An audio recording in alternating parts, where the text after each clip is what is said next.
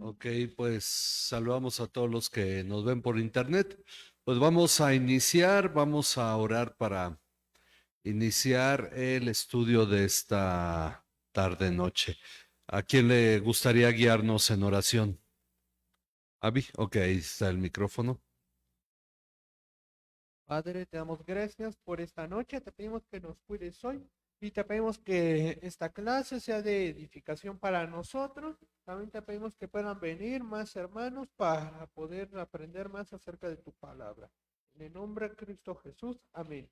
Amén, amén. Bien, pues vamos a, en Romanos 14:8 tenemos este canto, es sencillo, y si vivimos, para Él vivimos.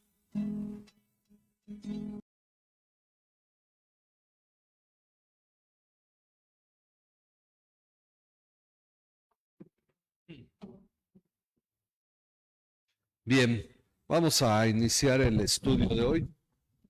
Hoy vamos a la lección 31 y es el estudio en eh, Hebreos 9. Vamos a empezar hoy el capítulo 9 de la carta a los Hebreos. Vamos con calma avanzando en lo que estamos estudiando. En realidad se puede decir que no tenemos prisa, pero que quede bien entendido lo importante, ¿verdad? Así es que vamos a ver lo que dice el estudio en el encabezado, el estudio que dice ahí, por la gracia de Dios, hemos sido instruidos a través de la carta a los hebreos acerca del nuevo pacto y su diferencia con respecto al antiguo pacto. Sin embargo, aunque pensemos que hemos visto suficiente para entender de este tema, aún hay mucho que estudiar sobre ello, pues el siguiente capítulo nos hablará sobre el efecto del sacrificio de Cristo a diferencia de los sacrificios en el antiguo pacto. Una de las cosas que me sorprende es que en realidad uno podría decir, bueno, ha quedado claro que hay diferencias, ha quedado claro que ya no estamos en el antiguo pacto, pero todavía los capítulos que vamos viendo siguen tratando este tema que viene desde el capítulo 3, donde Jesús es comparado con Moisés. Y finalmente seguimos viendo el tema de Jesús como el sumo sacerdote, que viene desde el capítulo 2 y es el tema que ha venido a lo largo de todos estos capítulos. Bueno, dice, respecto a esto, Simón Kistemaker, que es el comentarista, uno de los que estoy, eh, digamos, consultando para el escrito de este material, Kistemaker dice esto. Si bien el tema del pacto ha llegado a ser a estas alturas parte integral de la epístola, es decir, hablar del antiguo pacto y del nuevo pacto es el tema central o integral de la carta, el escritor debe de todos modos ligar este tema con la exposición continuada del sacerdocio de Cristo. Como ha estado hablando el sacerdocio de Cristo, tiene que juntarlo con el nuevo pacto. En el capítulo 9, el escritor de Hebreos reúne estas dos hebras y las entreteje para formar un gran diseño. Lo que va a hacer a partir de ahora es juntar los dos pactos con el sacerdocio de Cristo. Con esto va a hacer realmente que el capítulo 9, 10, 11, 12 sean extremadamente interesantes. Así que preparémonos no solo para conocer, perdón, más sobre el nuevo pacto, sino para conocer más a Cristo y su obra en nuestra redención. Una de las cosas más interesantes es que en la medida en que conocemos el pacto, conocemos más a Cristo. Así es que vamos a leer Hebreos 9 del 1 al 10, un versículo cada quien. Hebreos capítulo 9, versículos del 1 al 10. Ahora, no sé si cabemos todos, nos faltó fe, si no hay que traer la mesa cuadrada para y hacer esta mesa un poquito más para acá. Entonces Nathan, hay una mesa cuadrada de acá a la entrada. Jalen la mesa un poquito más para acá, para que quepa ya al fondo la mesa cuadrada y así quepan todos. Ok. Mientras acomodan aquí, bueno, esto es rápido. Ok, vamos a ir leyendo el capítulo 9, los versículos del 1 al 10. Ok, a ver, ya ahí viene la mesa, hermana, y ya nada más para que se extienda un poquito y vayamos cabiendo todos. Yo espero que lleguen todavía más hermanos y bueno, pues Hebreos capítulo 9, versículo 1 al 10. Entonces empezamos con Luis, ahí está el micrófono, un versículo cada quien. Ahora bien, aún el primer pacto tenía ordenanzas de culto y un santuario terrenal. Porque había un tabernáculo preparado en la parte anterior, en la cual estaba el candelabro, la mesa y los panes consagrados, que se llamaba lugar santo. Y detrás del segundo velo había un tabernáculo llamado el lugar santísimo.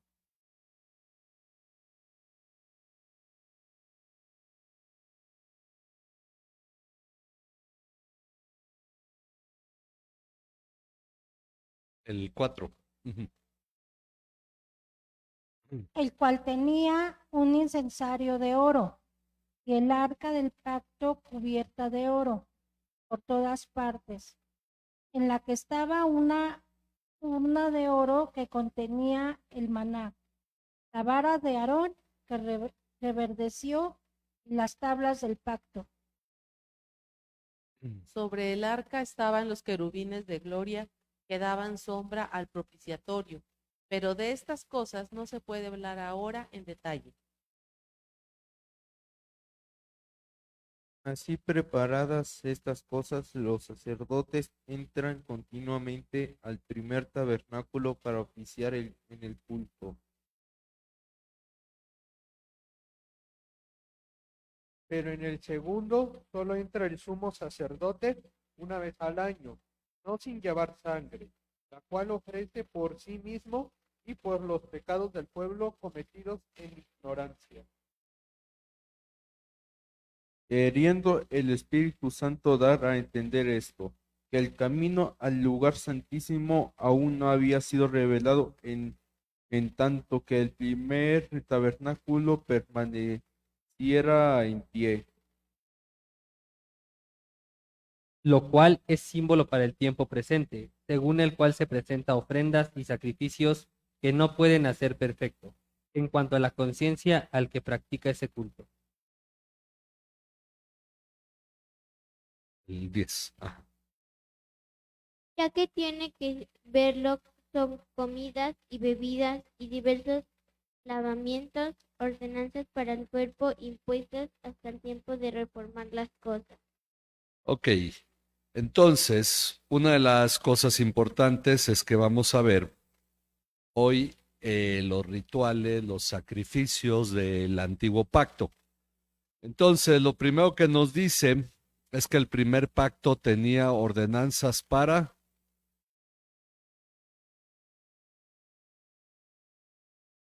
el culto y el santuario terrenal. Ay, me traje la hoja de trabajo, no metí la de las respuestas, así es que voy respondiendo con ustedes. Ok, ordenanzas para el culto y el santuario terrenal. Es interesante porque en el Antiguo Testamento nunca se habla del culto. O sea, se habla de la ley de Moisés, se habla de las ordenanzas, pero nunca se dice que le rinden culto a Dios. Bueno, este pasaje nos recuerda la forma en que estaba establecido el tabernáculo que Moisés preparó, el cual, recordemos, ya hemos dicho, fue por instrucción divina. No puedo decir, Moisés hizo un tabernáculo porque a él se le ocurrió, y no, este fue por instrucción divina, conforme al modelo que Dios le mostró a Moisés en el monte Sinaí, y que nos es descrito en Éxodo los capítulos 25 al 30. Entonces no los vamos a leer porque pues son 6 capítulos, ¿verdad? Pero vamos a ir consultando algunas partes de Éxodo. La carta solo se refiere a la tienda. Recuerden que el tabernáculo era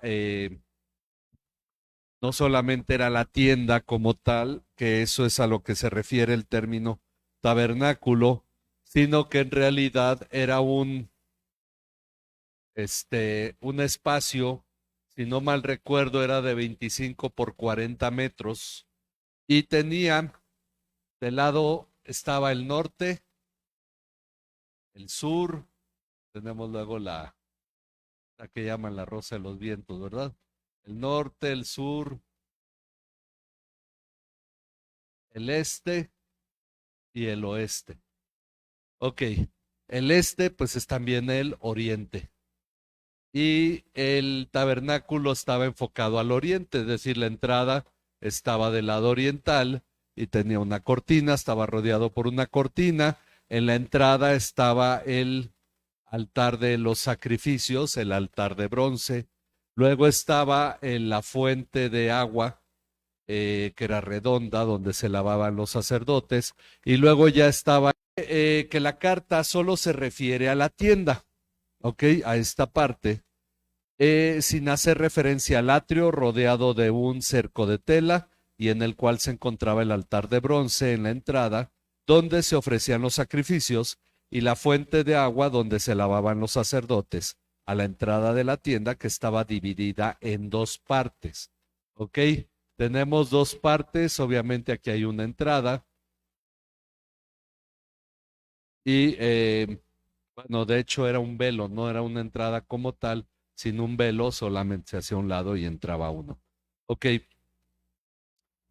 dice, en la primera parte, separados, ok, perdón,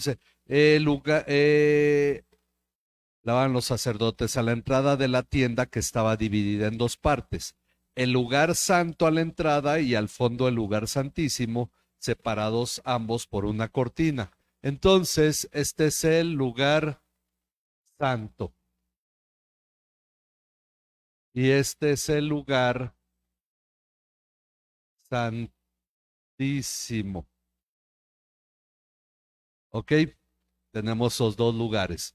Bueno, vamos a ver la descripción. De hecho, voy a poner los nombres arriba para poder dibujar lo que viene aquí.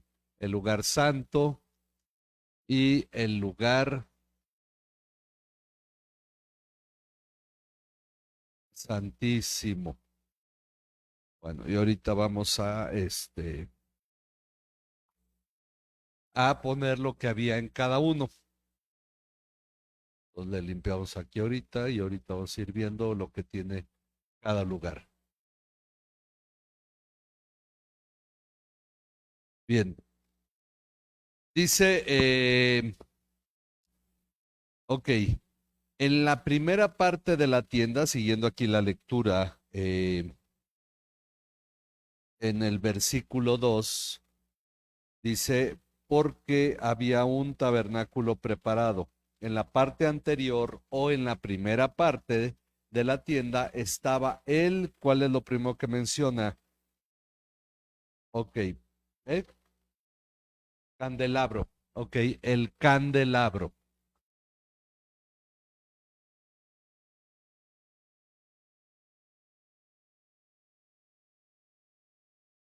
Estaba el candelabro. Ok, vamos a ver cómo lo describe Éxodo 25, los versículos 31 al 39. Le toca a Nati, ¿verdad? Éxodo 25, los versículos. Si quieren leer todos los versículos, así ya cuando les toque leer, ya leen todo el pasaje ustedes para 25, 31 al 39. El micrófono solo.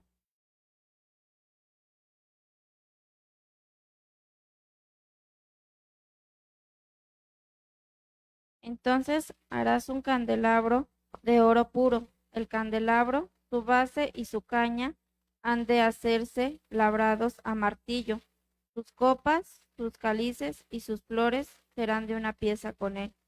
Y saldrán de sus lados 6 brazos, 3 brazos del candelabro de uno de sus lados y 3 brazos del candelabro del otro lado. Habrá 3 copas en forma de flor de almendro en un brazo, con un cáliz y una flor, y 3 copas en forma de flor de almendro, en otro brazo con un cáliz y una flor, y así en los 6 brazos que salen del candelabro. En la caña del candelabro habrá 4 copas en forma de flor de almendro, con sus cálices y sus flores.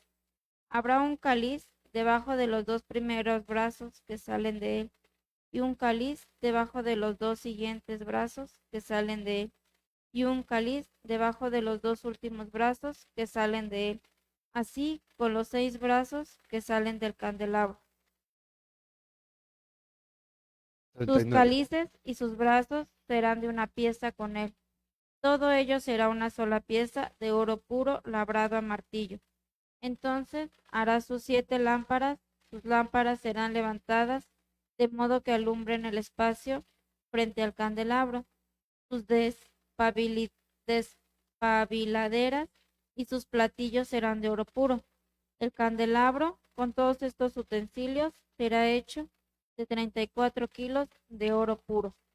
Ok, entonces nos habla del candelabro que tenía 6 brazos, es decir, en secciones de 3 y terminaban siendo obviamente 7 puntas.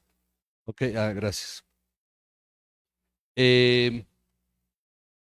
Dice, entonces, consistía de una base y una columna de la cual se extendían 6 brazos, 3 hacia cada lado de la columna, dando un total de 100 lámparas que representan, vamos a ver qué dice Apocalipsis 4:5. Apocalipsis 4:5.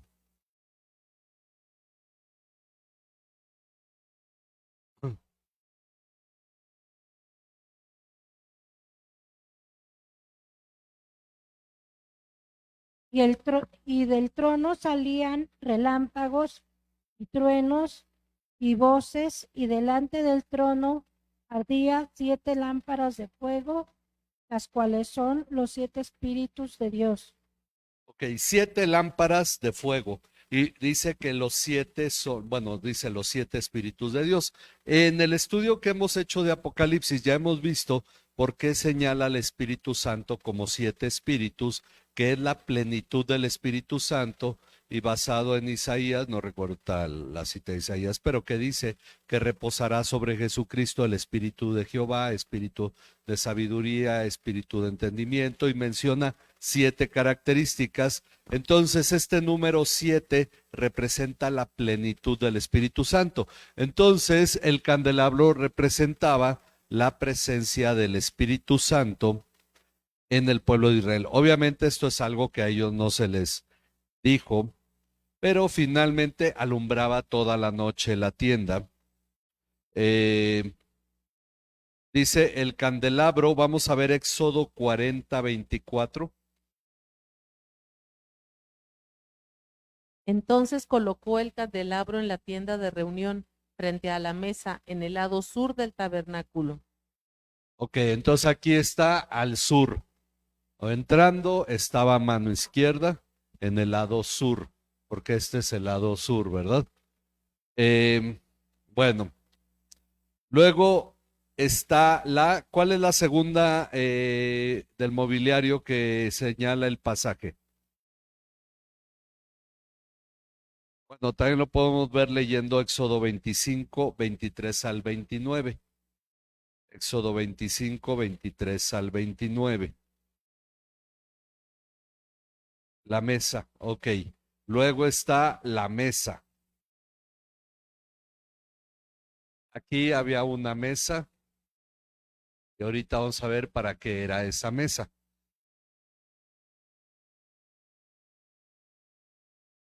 Éxodo 25:23 al 29.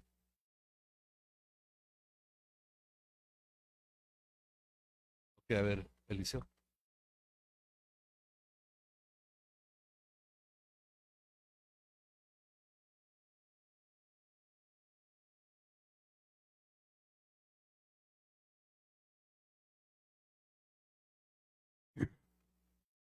Le harás también alrededor de un borde de 7.5 centímetros de ancho y harás una moldura de oro alrededor del borde. Le harás 4 argollas de oro y pondrás argollas en las 4 esquinas que están sobre sus 4 patas.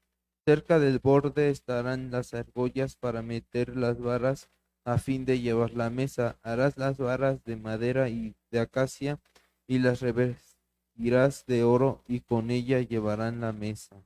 Harás Ok. también sus fuentes, sus vasijas, sus carros y sus tazones, con los cuales harán las libaciones de oro puro los harás. Bueno, hasta ahí. Nada, más, si lees el 23, porque fue desde el 25, lee 23 y 24. Harás asimismo una mesa de madera de acacia, su longitud será de 2 codos, su ancho de 1 codo y su altura de 1.5 codos. Las revestirás de oro puro y harás una moldura de oro a su alrededor. Ok. Entonces, tenemos una mesa, de hecho ahí están las medidas de la mesa. Y bueno, ahorita vamos a ver la utilidad de esa mesa. Era de oro, era de madera recubierta de oro, tenía unas argollas para meter 2 varas y de esa manera la cargaban. Luego vamos a ver Éxodo 40:22. Éxodo 40:22.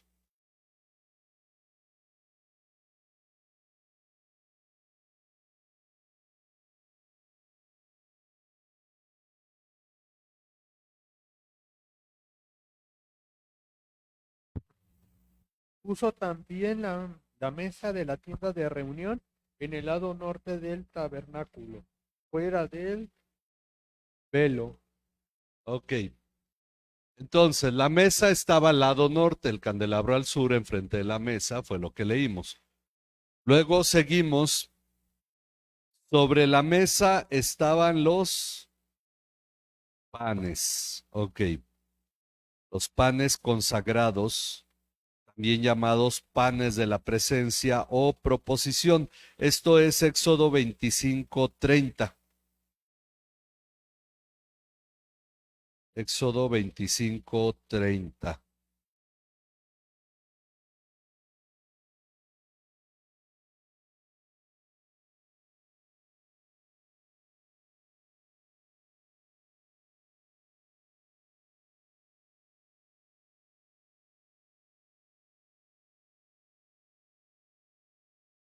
Y pondrás sobre la mesa el pan de la presencia perpetuamente delante de mí. Ok, pondrás sobre la mesa el pan de la presencia. Y vamos a ver para qué son estos panes. Eh, Vamos a ver Levítico 24, los versículos 5 al 9. Levítico 24, del 5 al 9.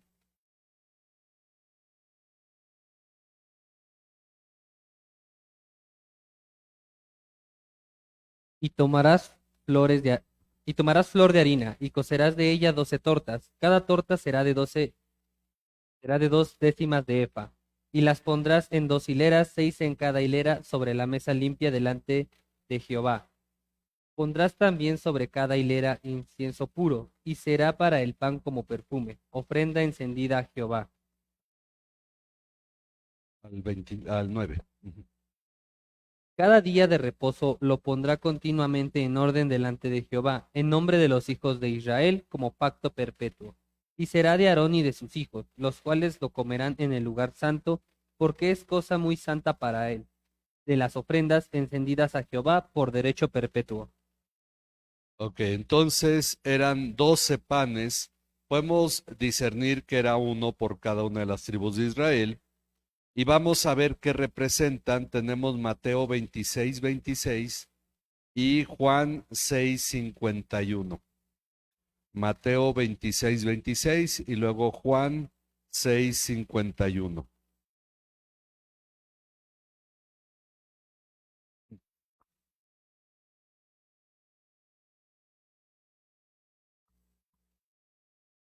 Mientras comía, Jesús tomó pan y habiéndolo bendecido, lo partió y dándose a los discípulos dijo, tomen, coma esto, es mi cuerpo. Ok, esto es mi cuerpo, ¿verdad? Luego tenemos Juan 6:51. Yo soy el pan vivo que descendió del cielo. Si alguien come de este pan, vivirá para siempre. Y el pan que yo también daré por la vida del mundo es mi carne.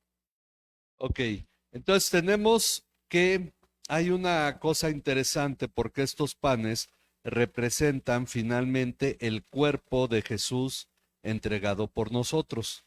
Cuando hablamos del sacrificio de Jesús, encontramos que las palabras de él, el que come mi carne y bebe mi sangre, se está refiriendo a su sacrificio, que él entrega su cuerpo, aunque no es literalmente comerlo, sino participar de él, porque todo el que llevaba sacrificio al tabernáculo participaba de la comida de ese sacrificio.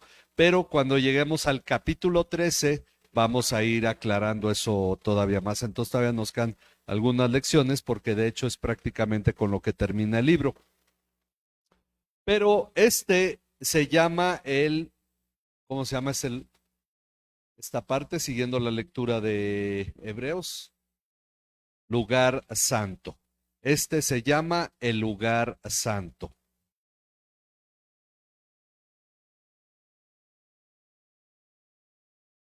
Ok, este se llama el lugar santo. Ahora, dice, detrás del segundo velo, ok, volviendo a Hebreos, ¿verdad? Estamos en Hebreos 9. Detrás del segundo velo había un tabernáculo. La Nueva Biblia de las Américas lo divide en dos tabernáculos. Las demás versiones dicen de la segunda parte. Ok.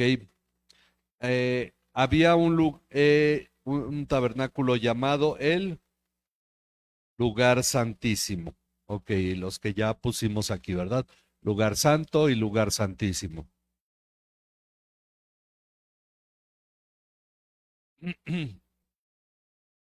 Ok, dice, el autor habla aquí de un segundo velo, pues al entrar a la tienda había un primer velo, entonces aquí había un velo, como ya hemos dicho, y acá hay un segundo velo. Bueno, la NBLA, la Nueva Biblia de las Américas, lo divide en dos tabernáculos, habla de dos tabernáculos, las demás versiones, como decíamos, hablan de dos partes. Ok, el lugar santísimo tenía el altar, bueno, en la Reina Valera dice el incensario, lo cual pues sí tiene que ver con algo que vamos a comentar ahorita, pero dice el altar de oro. El altar de oro, porque de hecho nos falta en esta parte señalar dónde estaba el altar de oro. El altar de oro del incienso. Vamos a leer Éxodo 30 del 1 al 6. Harás asimismo un altar para quemar el incienso, de madera de acacia lo harás. Su longitud será de 1 codo y su anchura de 1 codo. Será cuadrado y su altura de 2 codos y sus cuernos serán parte del mismo. Y cubrirás de oro puro sus cubiertas, sus paredes alrededor y sus cuernos, y le harás alrededor una cornisa de oro. Y harás también 2 anillos de oro debajo de la cornisa y a sus 2 esquinas a ambos lados suyos, para meter las varas con que será llevado. Harás las varas de madera de acacia y las cubrirás de oro, y las pondrás delante del velo que está junto al arca del testimonio, delante del propiciatorio que está sobre el testimonio, donde me encontraré contigo. Ok, entonces aquí está señalado el altar de oro. El primer altar es de bronce y era grande, como de 2 metros por 2 metros. Este era más pequeño. Y entonces dice aquí, esta afirmación que el altar de oro estaba en el lugar santísimo ha sido cuestión de variadas discusiones, pues es claro que el agiógrafo, recuerden que el agiógrafo es el escritor humano del libro, conocía muy bien el Antiguo Testamento porque finalmente el autor del libro es Dios, ¿verdad? Conocía el lugar santo a la entrada del lugar santísimo, perdón, conocía muy bien el Antiguo Testamento y seguramente sabía que el altar de oro estaba en el lugar santo a la entrada del lugar santísimo, como lo podemos leer aquí en las instrucciones que Dios le da a Moisés, donde Moisés lo colocó según Éxodo 40:26. Luego colocó el altar de oro en la tienda de reunión delante del velo. Ok, el altar de oro estaba aquí. Entonces uno se pregunta, bueno, aquí qué pasó, ¿por qué nos dice que el altar estaba aquí adentro? Y entonces dice que, pero considera que el agiógrafo considera que de este altar el sumo sacerdote, el día de la expiación, llenaba un incensario para introducirlo al lugar santísimo, para llenarlo de humo antes de entrar él mismo, para que no muriera. Miren, vamos a leerlo en Levítico 16, versículo 12 al 13. Y tomará un incensario lleno de brasas de fuego de sobre el altar que está delante del Señor, y 2 puñados de incienso aromático molido, y lo llevará detrás del velo. Pondrá el incienso sobre el fuego delante del Señor, para que la nube del incienso cubra el propiciatorio que está sobre el arca del testimonio, no sea que Aarón muera. Ok, entonces tenía que llenarse de humo el lugar santísimo para que el sumo sacerdote no muriera, que en este caso señalaron y después fueron sus descendientes. Es posible que el agiógrafo haya decidido unir este altar por su uso en el lugar santísimo con el arca debido al tema que está tratando, cuando Aarón entraba al lugar santísimo. Entonces, no conocemos bien sus intenciones al haber hecho este cambio. En la Reina Valera por eso habla del incensario, pero deja de hablar del altar de oro. Pero bueno, vamos a continuar y es, digo, algo que se ha discutido mucho y finalmente no se llega a ninguna conclusión cuál fue el motivo. Pero esto es lo que más entendemos que tiene que ver más con su uso. Pero continuando con Hebreos 9, dice, en el lugar santísimo se encontraba, ¿qué más? El arca del pacto. El arca del pacto.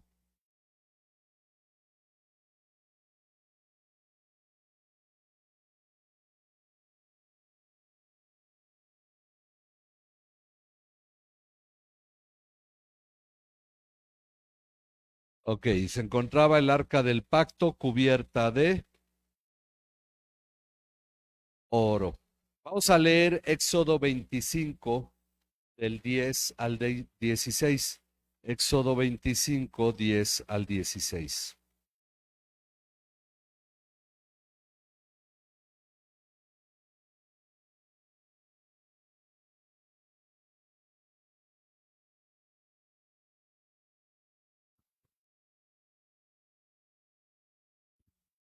Harán también un arca de madera de acacia. Su longitud será de 20.5 codos, uno 12 metros, Punto. su anchura de 1.5 codos, 60 centímetros, y su altura de 1.5 codos, 68 centímetros. La revesturás de oro puro por dentro y por fuera, la revestirás y harás una moldura de oro alrededor de ella. Además fundirás para ella 4 argollas de oro y las pondrás en sus 4 esquinas. 2 argollas a un lado de ella y 2 argollas al otro lado. También harás varas de madera de acacia y las revestirás de oro. Meterás las varas por las argollas a los lados del arca para llevar el arca con ellas. Las varas permanecerán en las argollas del arca, no serán quitadas de ella, y pondrás en el arca el testimonio que yo te daré. Ok. Eh, Bien, dice, pondrás en el arca el testimonio que yo te daré. Ahí entonces dice que en el arca del pacto había volviendo a Hebreos 9, urna, una urna de oro. ¿Ok? Dice que dentro del arca Moisés iba a poner el testimonio que Dios le dijera. Entonces, según Hebreos 9, de hecho es la única ocasión que habla de esta urna. Obviamente entendemos que era hueca. Nos dice, estamos aquí en Hebreos 9, en el versículo 4, una urna de oro que contenía, ¿qué cosa? El maná. Ok, es el primero. El maná. Vamos a ver lo que dice Éxodo 16, 33 al 34.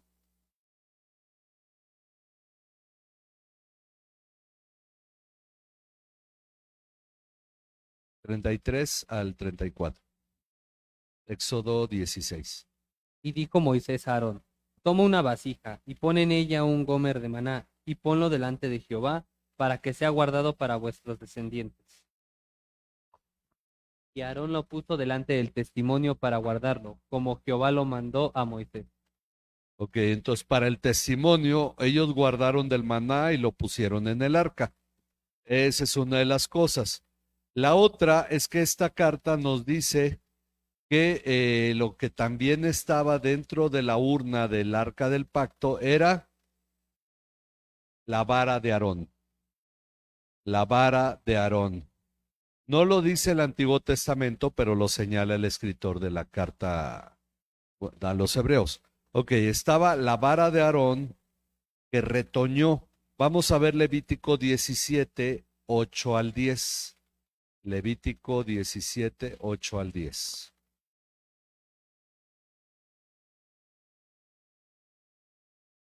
Entonces les dirás, cualquier hombre de la casa de Israel o de los extranjeros que residen entre ellos, que ofrezcan holocausto o sacrificio y no lo traiga a la entrada de la tienda de reunión para ofrecerlo al Señor, ese hombre también será exterminado de su pueblo. Si algún hombre de la casa de Israel o de los extranjeros que residen entre ellos, como sangre pondré mi rostro contra esa persona que como sangre la exterminará de su pueblo. Bueno, perdón, creo que escribí aquí mal la cita. Porque no es ahí Levítico 17, 8 al 10. Pero bueno, no, si me confundí. Lo que dice el pasaje es que el pueblo de Israel eh, volvió a murmurar contra Dios y Dios hizo que cada tribu escogiera una vara, las llevaran delante del tabernáculo el testimonio, pero bueno, luego les doy bien la cita. De hecho, la estuve leyendo, nada, lo escribí erróneamente.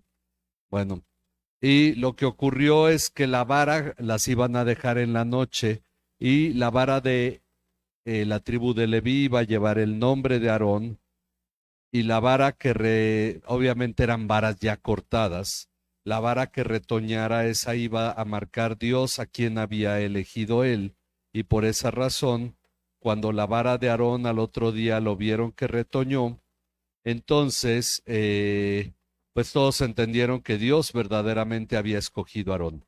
¿Ok? El tema es que Dios le dice a Moisés que ponga la vara de Aarón delante del testimonio.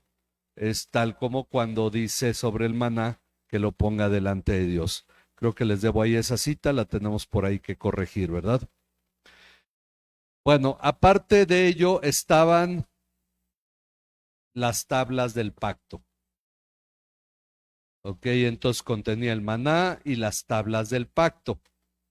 Vamos a ver, confío que esta, si la tenga bien, Deuteronomio 10 del 1 al 5. Deuteronomio 10 del 1 al 5. En aquel tiempo el Señor me dijo, lábrate 2 tablas de piedra como las anteriores, y sube a mí al monte, y hazte un arca de madera. Yo escribiré sobre esas tablas las palabras que estaban sobre las primeras tablas que quebraste, y las pondrás en el arca. Hice, pues, una arca de madera de acacia, y labré 2 tablas de piedra como las anteriores, y subí al monte con las tablas en mi mano.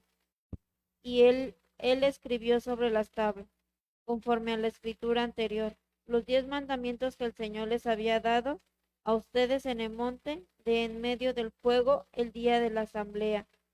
Y el Señor me las dio. Entonces me volví y descendí del monte, y puse las tablas en el arca que yo había hecho. Y ahí están, tal como el Señor me ordenó. Ok, perdón, nada más, el otro no es Levítico, es Números 17. Ok, a ver, lo voy a leer y ahorita vemos sobre las tablas que acaba de leer nuestra hermana. Números 17 y dice el 8 al 10. Dice, al siguiente día Moisés entró en la tienda del testimonio y vio que la vara de Aarón de la casa de Leví había retoñado y echado botones y había producido flores y almendras maduras. Moisés entonces sacó todas las varas de la presencia del Señor y las llevó a los israelitas, y ellos las miraron y cada uno tomó su vara. Pero el Señor dijo a Moisés, vuelve a poner la vara de Aarón delante del testimonio, para guardarla por señal a los rebeldes, para que haga cesar su murmuración contra mí y no mueran. Entonces es el pasaje que nos habla de que de esta manera la vara de Aarón retoñó, ¿verdad? Ok, y Dios le pidió a Moisés que quedara como el testimonio. Por eso es el arca del testimonio. También esta arca es llamada el arca del testimonio, aunque no dice que dentro del arca, pero sí dice que la pusiera como delante del testimonio. Bien, ahora hablando sobre las tablas de la ley, lo que acabamos de leer dice que están las tablas del pacto, es decir, las tablas de la ley con los 10 mandamientos, porque no toda la ley fue escrita en piedra, solo los 10 mandamientos. ¿Ok? Bueno, ¿preguntas hasta aquí o vamos bien?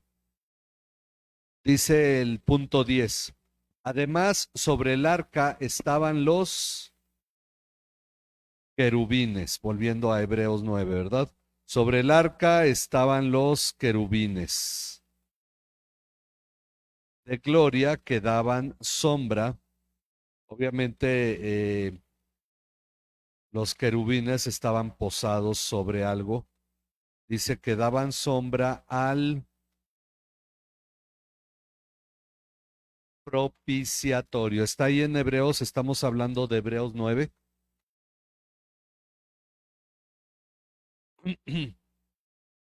Ahí lo pueden leer en el versículo 5.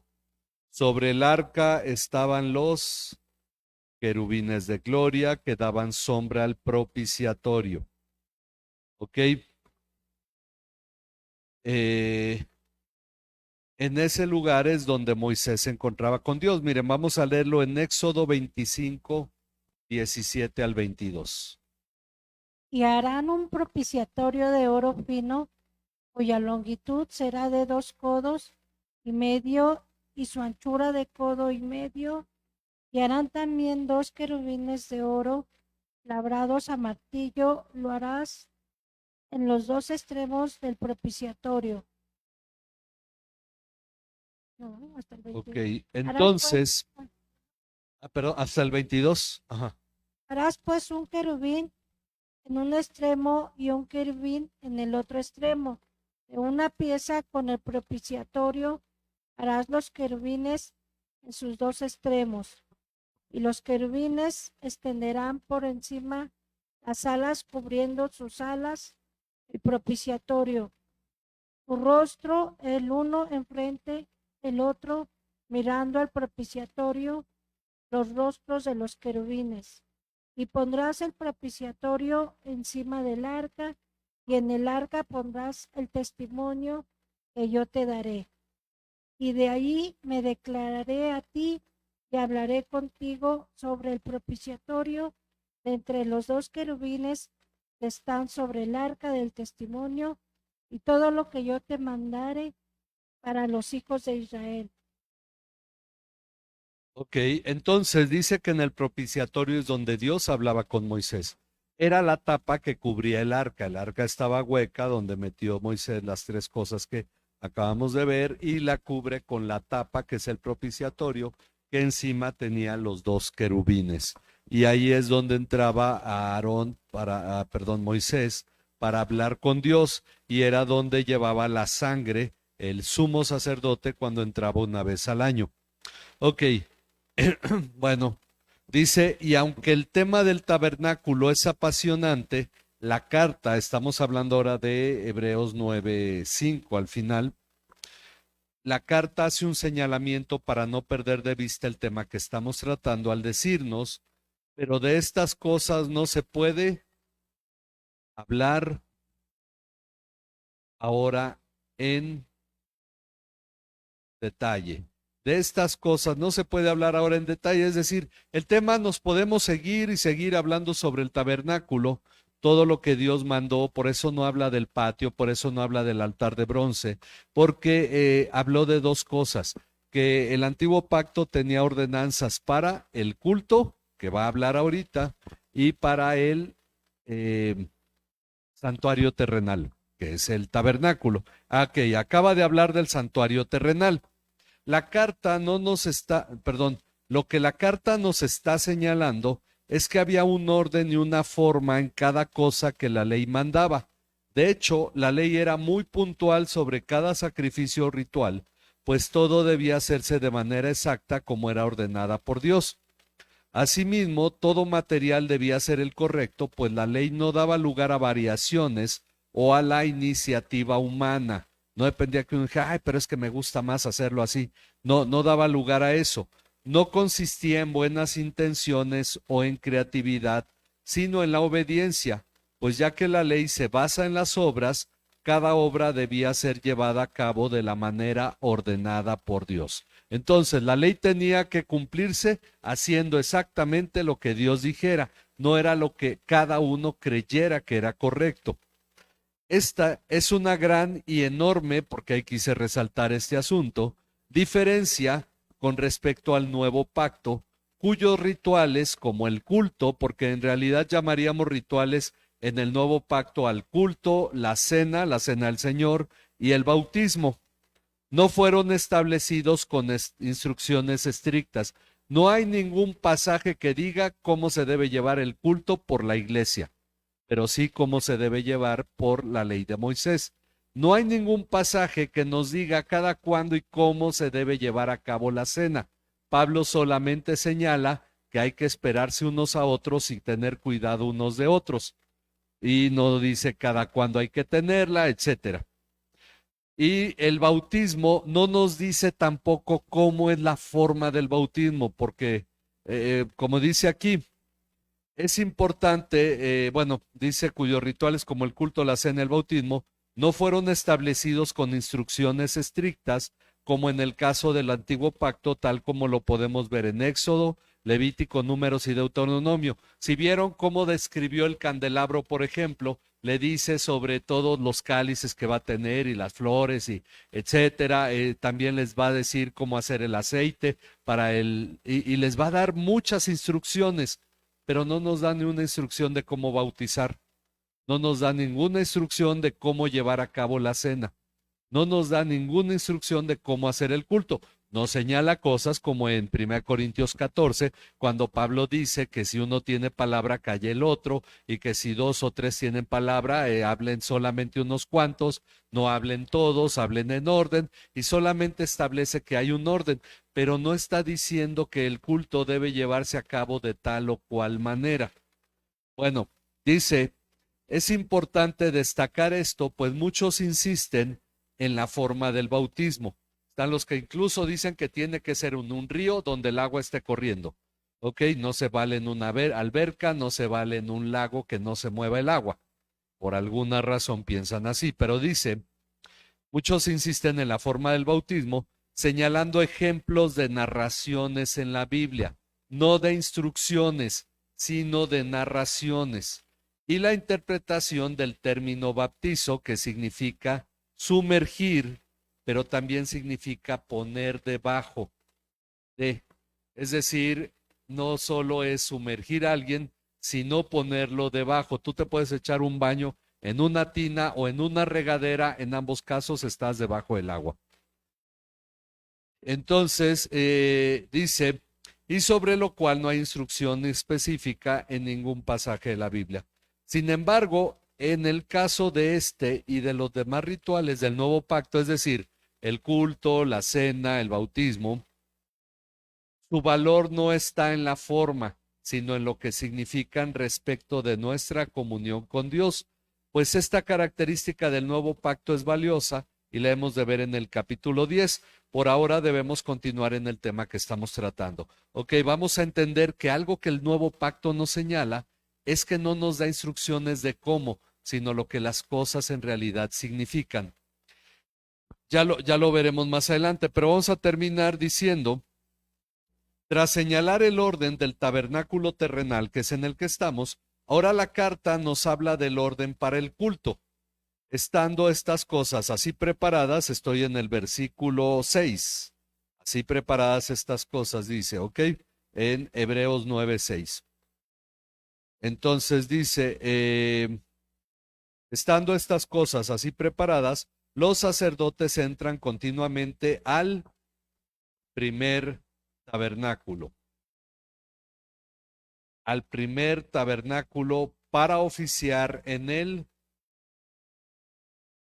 culto. Hay una idea curiosa que muchos tienen de que el sábado el pueblo rendía culto a Dios porque es lo que le dicen a muchos cristianos, que hay que hacer culto el sábado. El pueblo de Israel no se reunía cada sábado en el tabernáculo, ni aun cuando vivían alrededor de él, mucho menos cuando estaba en una zona y había ciudades a días de distancia. Nadie iba a viajar a hacer un culto al tabernáculo. El culto era diario, pero el culto solo lo hacían los sacerdotes. Y ese es el punto, el pueblo no participaba del culto, salvo en las fiestas, y había dos santas convocaciones, dos, si no me equivoco, cuando el pueblo debía ayunar y los varones debían ir a la ciudad de Jerusalén.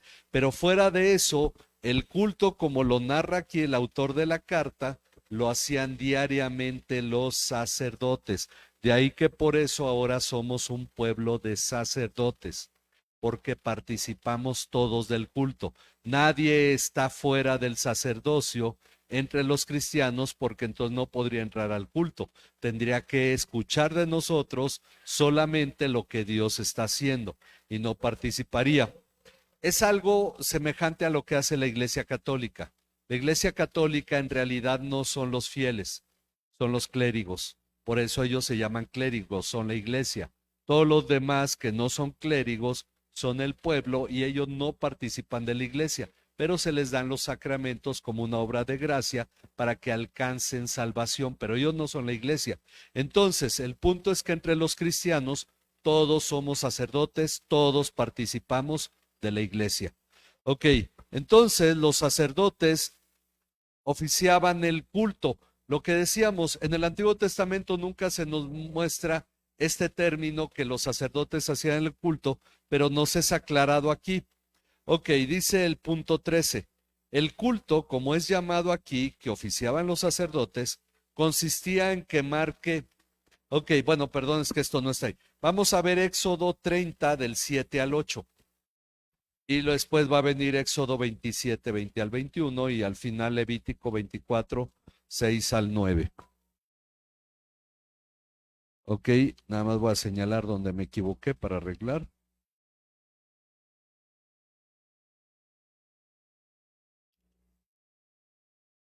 Yo iba a mandar a un hermano el enlace y ya no se lo mandé.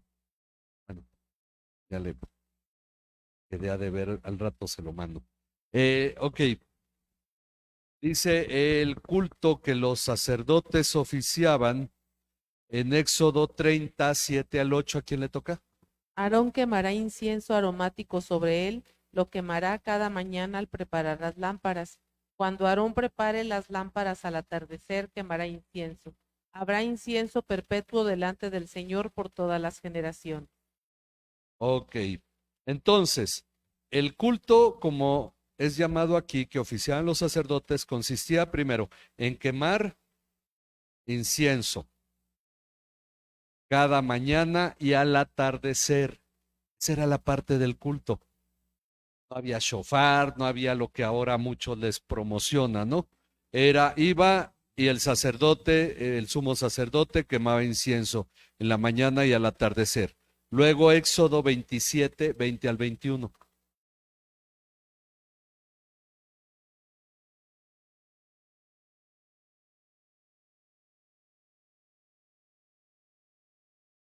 Ordenarás a los israelitas que te traigan aceite puro de oliva, machacadas para el alumbrado, para que la lámpara arda continuamente, en la tienda de reunión del testi, fuera del velo que está delante del testimonio. A Aarón y sus hijos la mantendrán en orden delante del Señor desde la tarde hasta la mañana.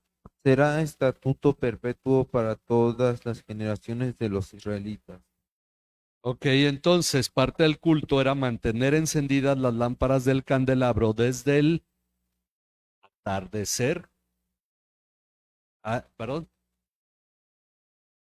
Ok, desde el atardecer hasta la mañana. O desde la...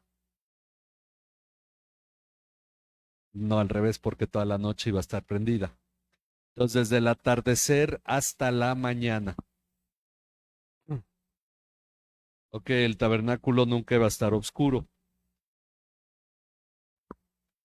Y finalmente Levítico 24, 6 al 9.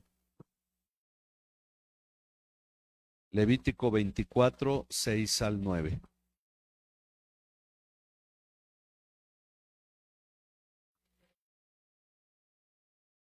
El día 15 es la Pascua del Señor.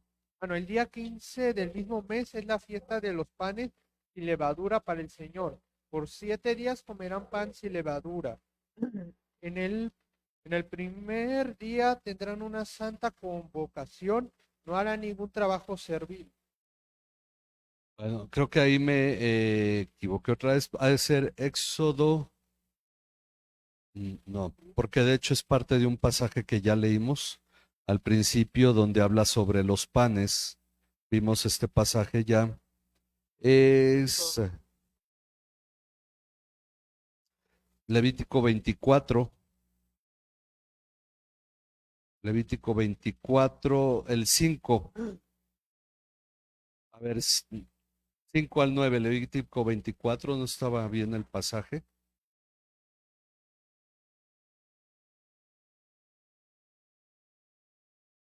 Levítico 24, versículos 6 al 9. Las colocarás en 2 hileras, 6 en cada hilera, sobre la mesa de oro puro, delante del Señor, y en cada hilera pondrás incienso puro para que sea porción memorial del pan, una ofrenda encendida para el Señor. Cada día de reposo continuamente se pondrá en orden delante del Señor. Es un pacto eterno para los israelitas, y será para Aarón y para sus hijos. Y lo comerán en un lugar santo, porque lo tendrán como cosa muy sagrada de las ofrendas encendidas para el Señor por derecho perpetuo. Ok, entonces parte del culto era reemplazar los 12 panes de la mesa cada sábado y comer los que se retiran o los que se retiraban. Parte del culto era comerse los panes. Por eso dice que lo comerán en un lugar sagrado.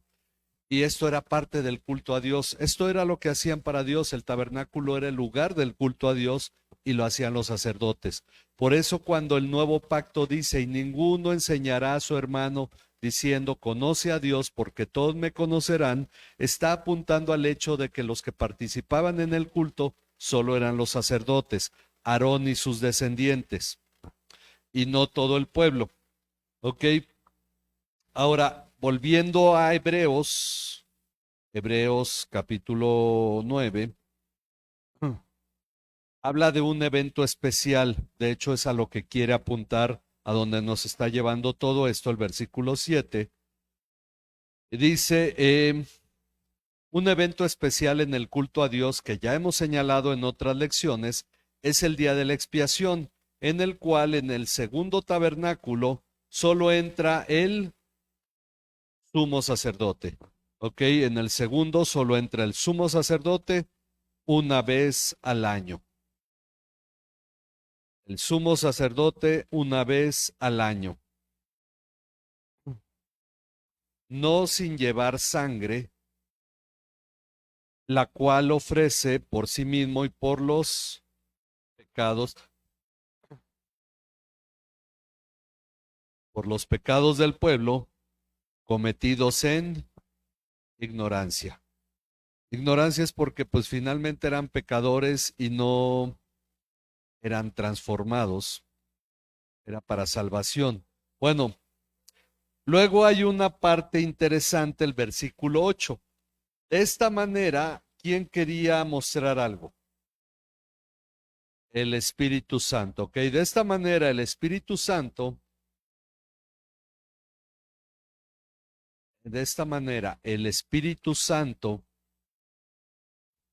ha querido dar a entender esto.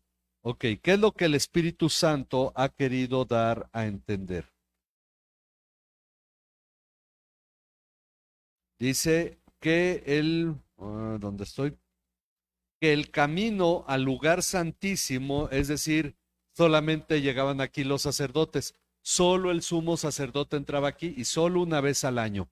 Entonces todo se realizaba aquí y no aquí, no en la presencia de Dios, digamos de una manera indirecta solamente. Y dice que de esta manera el Espíritu Santo ha querido dar a entender esto, que el camino al lugar santísimo aún no había sido revelado.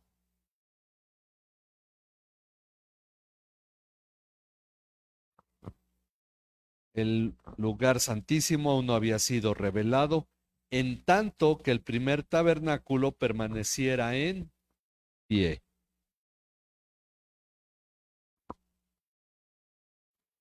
Ok, el camino al lugar al santísimo aún no había sido revelado, en tanto que el primer tabernáculo permaneciera en pie, y de este modo la carta atribuye al Espíritu Santo la enseñanza sobre los dos pactos, la que está, todo lo que la ley nos estaba señalando es que mientras el pacto, porque dice, para entender a qué se refiere que el primer tabernáculo permaneciera en pie, que podría discutirse si había que derribar esta parte para que solo quedara esta o a qué se refería. Bueno, dice, para entender a qué se refiere que el primer tabernáculo permaneciera en pie, debemos entender que el tema que estamos tratando relaciona al antiguo pacto con el culto, el servicio sacerdotal y la división entre el lugar santo y el lugar santísimo.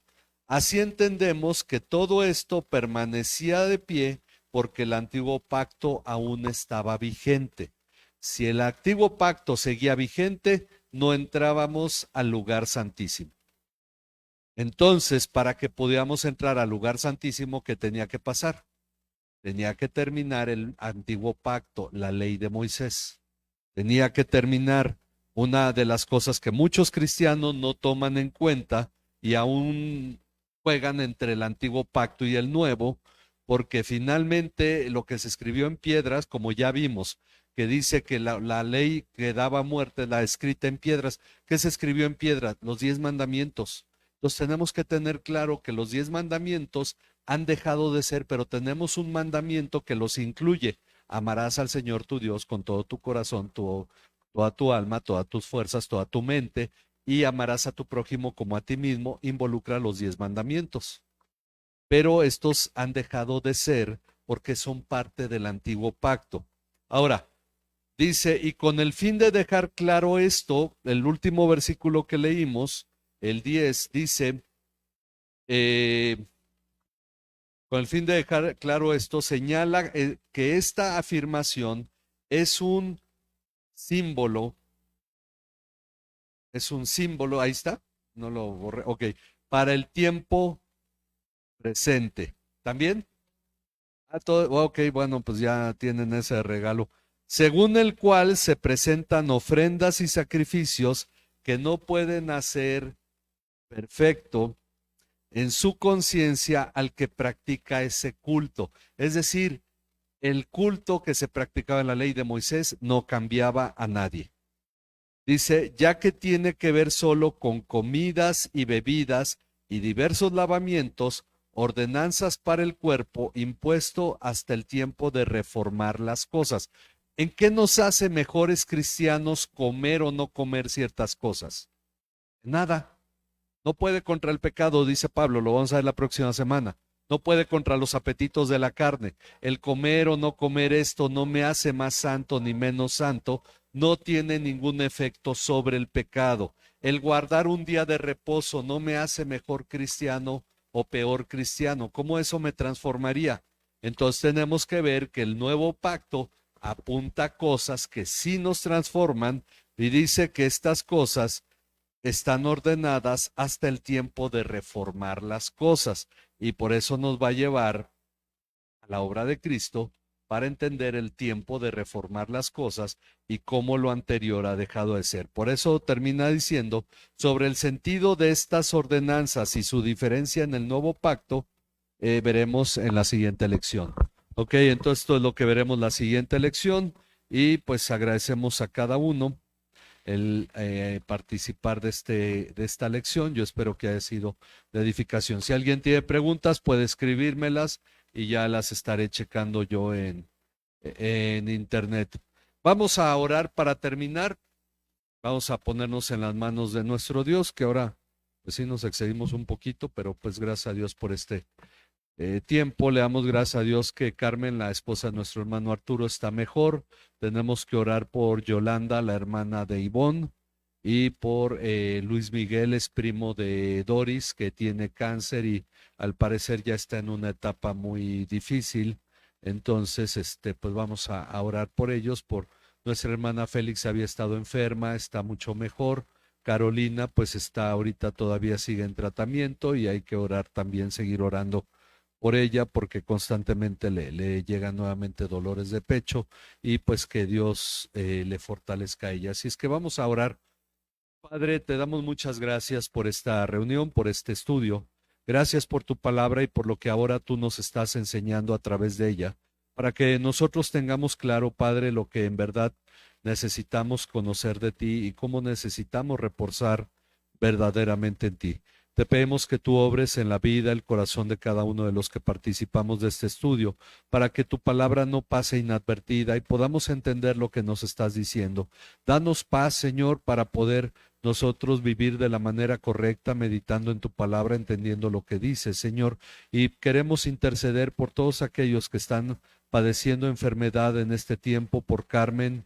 Señor, te pedimos por ella, por su salud, Señor, y que tú sigas obrando en su recuperación, también por Yolanda, Señor, que ha estado mejorando. Señor, te pedimos porque obres también en su salud y ella pueda recuperarse a través de todo este tratamiento que está recibiendo. Tú seas el que prospere esto, pero sobre todo que ellas puedan venir a los pies de tu Hijo Jesucristo.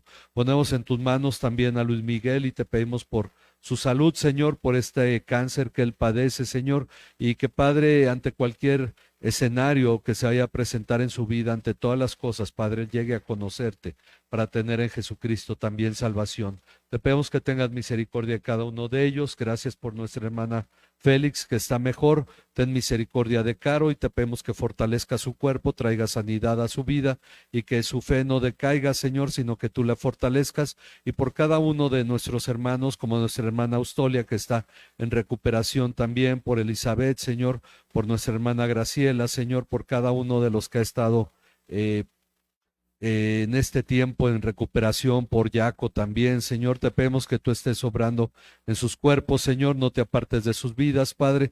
Gracias por todos los que tú nos permites participar de tu obra, Señor. Permite que seamos edificación unos para otros, Señor. Ponemos también en tus manos a Carla y a Hugo, para que tú obres en sus vidas, Señor, en esta etapa en la cual tienen que poner cosas en orden, Señor, y sobre todo por la salud de Carla, te pedimos, Señor. Gracias por todo tu cuidado y tu amor, Señor. Estamos en tus manos, en el nombre de tu Hijo Jesucristo, nuestro Señor y Salvador. Amén.